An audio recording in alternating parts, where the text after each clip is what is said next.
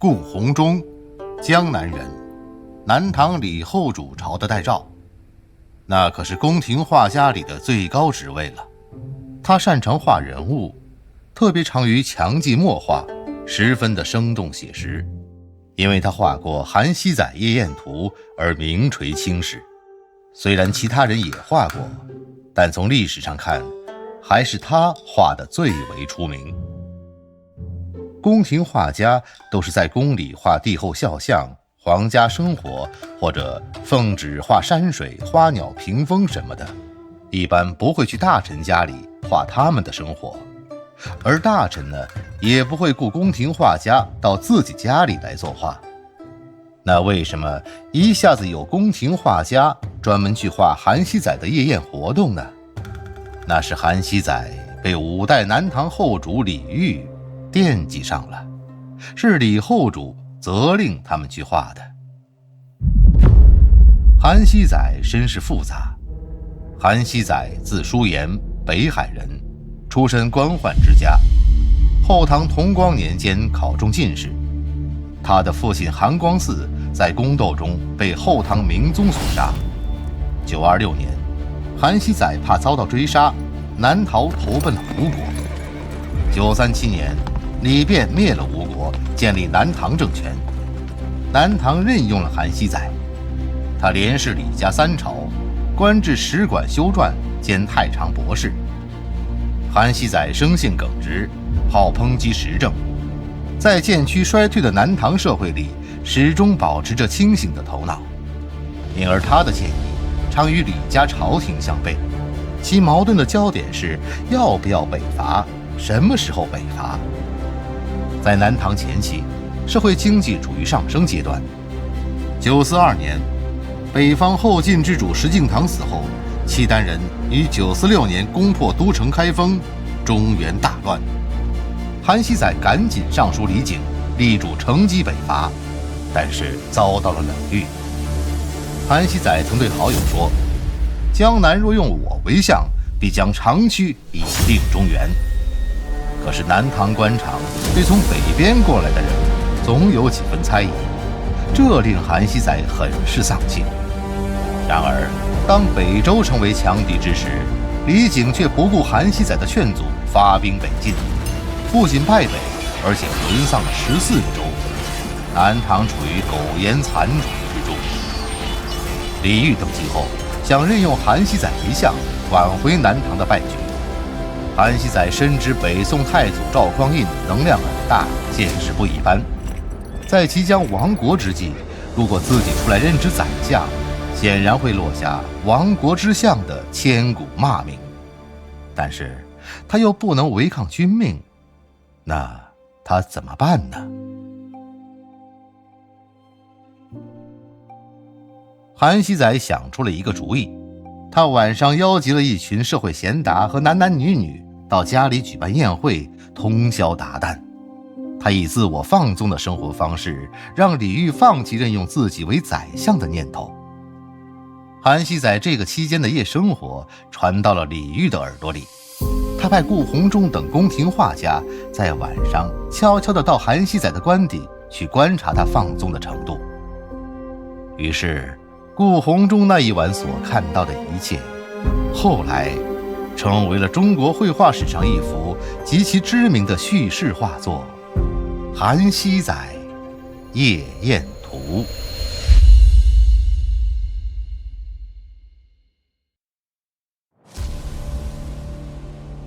在历史人物和背景弄清楚后，我们再来欣赏《韩熙载夜宴图》，就更容易深入一些。那就让我们悄悄地来到韩熙载家里的厅堂，看看他是怎么折腾夜宴的。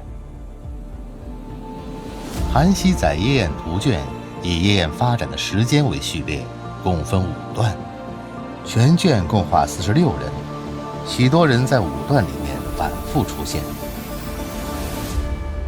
第1段，听乐。进入夜宴的状态，应该是一个宁静优雅的片刻。在这里，画家在卷首用一张卧榻就搞定了。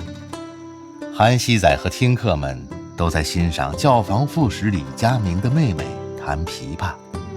画家在众人的背后画了一张卧榻，榻上隆起的被子里面蜷曲着一个人，榻上横放着一把琵琶，极可能的是一位弹琵琶的女妓。可能是她的背景没有李佳明的妹妹那么深厚，这场大出风头的独奏表演没有她的份儿，显然是被主人冷落了。她好像窝在被子里嘤嘤作气，正在赌气呢。这位琵琶女能随意使用主人家的卧具，想必与主人的关系不一般。这从侧面表明了韩宅是一个允许随意放纵的地方。夜宴就是在这样的环境里展开。韩熙载坐在榻上，静听李家妹妹弹拨的琵琶曲，他的手自然地松弛下垂，随着缓缓而起的乐声，遁入了空明玄远的妙境。全场的空气似乎凝结了，个个都听得入了神。从听歌的神情来看，曲子非常悠扬缓慢，可谓如闻其声。有2位男士插手表示敬意，就是左手插住右手的大拇哥，这是一种古代礼节，表示对主人和演出者的尊重。这种礼节肇始于唐代，盛行于两宋，元初仍有延续，但是到了明代就没有了。画中的人物皆取真形，韩熙载头戴高纱帽，身穿黑袍，与他同坐的穿红衫的人就是状元郎粲，斜坐在琵琶师旁的是太常寺教坊副使李佳明，弹琵琶的就是他的妹妹。李佳明身后的小个子女妓是下一段跳舞的王屋山，他身后的男宾系韩熙载的门生舒雅，侧坐者为陈致庸，正坐者是紫微郎朱显，持笛者不知为何人。他们都是当时的诗意文人和宫廷臣僚，被韩熙载纳为朋党。五代那个时候，一天的主餐是2顿饭，上下午各1顿。这1天3顿饭是北宋真宗朝以后的事情了。画中的夜宴是在下午餐之后，夜宴期间就不会有主食了，一般用的是酒水、茶汤、果品和点心。机上的果品为柿子，上面有4瓣地，这个品种就是今天的浙江柿。机上还有鲜佛手，画中的季节应该是秋天。甜品中有江南的糯米团子，温酒用的是越窑青瓷柱碗。第2段，击鼓。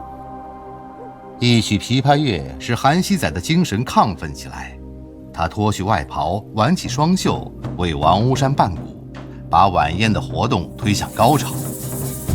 这是一段节奏感很强的篇章。王屋山跳起了6幺舞，也有人称为是扭腰舞，这是唐代盛行的舞蹈，腰部扭动的幅度比较大。击鼓的韩熙载、打牙板的舒雅及拍掌的男女宾客都处在发声前的瞬间，与处于收缩状态的舞蹈动作相协调。当响声再起的时候，舞蹈姿势则做放开状，舞姿在有节拍的音响中做伸缩变化。画家还画了韩熙载的好友德明和尚，他作为一个高僧，出现在这种声色犬马之余的场合里，觉得有点难堪，不得不把脸侧了过去，但烦心未泯，又忍不住侧耳倾听这动人的乐舞。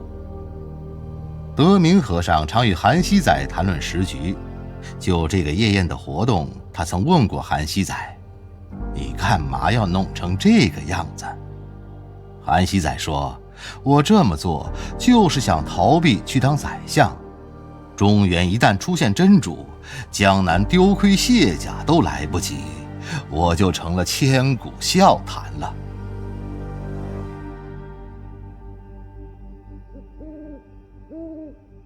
第3段，歇息。经过一番击鼓伴舞，韩熙载也累了，大家都休息一会儿。